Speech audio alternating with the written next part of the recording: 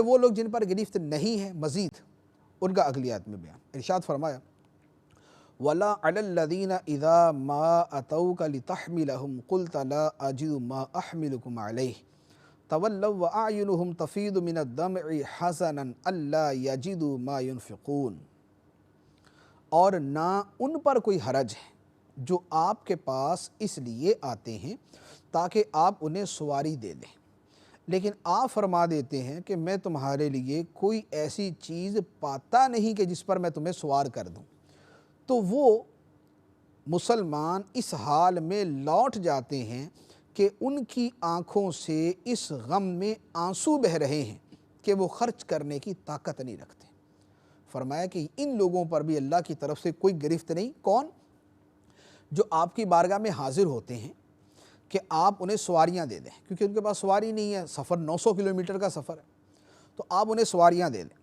اور آپ ان سے یہ فرما دیتے ہیں کہ بھی جتنی بھی تھی وہ تو ساری استعمال میں آ گئیں، اب تمہیں دینے کے لیے ہے نہیں. تو وہ واپس جاتے ہیں آپ کی بارگاہ سے اور ان کی آنکھوں سے آنسو بہہ رہے ہیں. انہیں غم ہے اس بات کا کہ انہیں جہاد میں شرکت کا موقع کیوں نہیں ملا، انہیں نبی کریم صلی اللہ علیہ وآلہ وسلم کے ساتھ سفر کا موقع کیوں نہیں ملا. تو وہ حضور کی معیت میں اپنی جانوں کا نذرانہ پیش کرنے کے لیے تو تیار ہیں، لیکن چونکہ سواریاں نہیں اس لیے غم زدہ ہو کر واپس چلے جاتے ہیں. تو فرمایا کہ جن کا یہ جذبہ ہے، جن کے دل میں اتنی محبت ہے، جو سرکار علیہ الصلوۃ والسلام کی معیت میں اپنی جان قربان کرنے کا ایسا جذبہ رکھتے ہیں، فرمایا کہ خدا کی طرف سے ان پر کوئی گرفت نہیں، بلکہ یہ تو خدا کے بڑے پیارے اور محبوب بندے ہیں، بلکہ ثواب کے اندر شریک ہیں. یہ تو ثواب کے اندر بھی شریک ہے. احادیث مبارکہ میں صراحتاً ان کے بارے میں موجود ہے کہ جن کا یہ جذبہ اور یہ محبت اور جن کی یہ نیتیں ہیں، اللہ تعالیٰ ان کو مجاہدوں کے برابر ثواب عطا فرماتا ہے. اب یہ تو تھے صحابہ. اب اس کے بعد وہ لوگ کہ جنہیں کوئی رخصت نہیں، وہ کون ہیں؟ اور جن پر مواخذہ بھی ہوگا وہ کون ہیں؟ فرمایا انما السبیل علی الذین یستأذنونک وهم اغنیاء رضوا بأن یکونوا مع الخوالف وطبع اللہ علی قلوبہم فہم لا یعلمون. مواخذہ تو ان لوگوں پر ہے جو مالدار ہونے کے باوجود آپ سے رخصت مانگتے ہیں.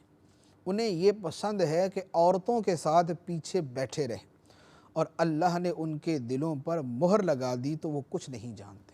یعنی فرما دیا کہ اللہ گرفت اس کی کرتا ہے کہ جس کے پاس حقیقتاً عذر کوئی بھی نہیں ہے اور پھر بھی بہانے بناتا ہے. نہ بیمار ہے، نہ کمزور ہے، نہ غریب ہے، ہر چیز اس کے پاس موجود ہے، اس کے باوجود وہ جہاد کے لیے نہیں نکلتا. فرمایا کہ گرفت اس بندے کی ہے.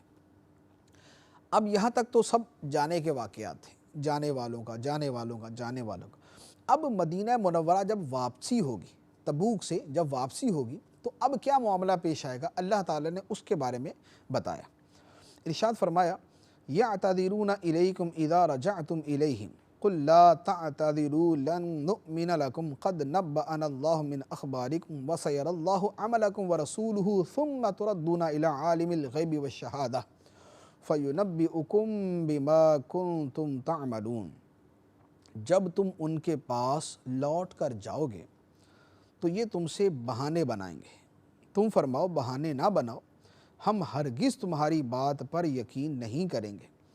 اللہ نے ہمیں تمہاری خبریں دے دی اور اب اللہ اور اس کا رسول تمہارے کام دیکھیں گے، پھر تمہیں اس کی طرف لوٹایا جائے گا جو غیب اور ظاہر کو جاننے والا ہے، تو وہ تمہیں تمہارے اعمال بتا دے گا. یعنی فرمایا کہ نبی کریم علیہ السلام اور مسلمان جب تبوک سے واپس مدینے جائیں گے تو اب منافق آ کر بہانے بنائیں گے. تو فرمایا کہ اب آپ ان سے کہہ دینا کہ بہانے نہ بناؤ، ہم تمہارا یقین نہیں کریں گے، ہمیں خدا نے حقیقی صورتحال بتا دی ہے کہ تم نے ہم سے جھوٹ بولا تھا، لہذا اب اگر تم کہتے ہو کہ نہیں ہم توبہ کرتے ہیں اور آئندہ نہیں کریں گے، تو فرمایا ٹھیک ہے، پھر اللہ اور اللہ کا رسول تمہارے عمل دیکھیں گے کہ آئندہ تمہارا کیا طریقہ کار ہے، تم اپنی منافقت سے توبہ کرتے ہو یا اس پر اصرار کرتے ہو، تو تمہارا طرز عمل جو مستقبل میں ہوگا اسے دیکھا جائے گا. اب اسی کو پھر مزید اور بیان کیا گیا سَيَحْلِفُونَ بِاللَّهِ لَكُمْ إِذَا انقَلَبْتُمْ إِلَيْهِمْ لِتُعْرِضُوا عَنْهُمْ فَأَعْرِضُوا عَنْهُمْ إِنَّهُمْ رِجْسٌ وَمَأْوَاهُمْ جَهَنَّمُ جَزَاءً بِمَا كَانُوا يَكْسِبُونَ. اب جب تم ان کی طرف لوٹ کر جاؤ گے تو یہ تمہارے سامنے اللہ کی قسمیں کھائیں گے تاکہ تم ان سے درگزر کرو، تو تم ان سے اعراض ہی کرو، یہ ناپاک ہیں اور ان کا ٹھکانہ جہنم ہے، یہ ان کے اعمال کا بدلہ ہے۔ یحلفون لکم لترضوا عنہم فإن ترضوا عنہم فإن اللہ لا یرضی عن القوم الفاسقین، تمہارے سامنے قسمیں کھاتے ہیں تاکہ تم ان سے راضی ہو جاؤ، تو اگر تم اے مسلمانوں ان سے راضی ہو بھی جاؤ تو بے شک اللہ تو نافرمان لوگوں سے راضی نہیں ہوگا۔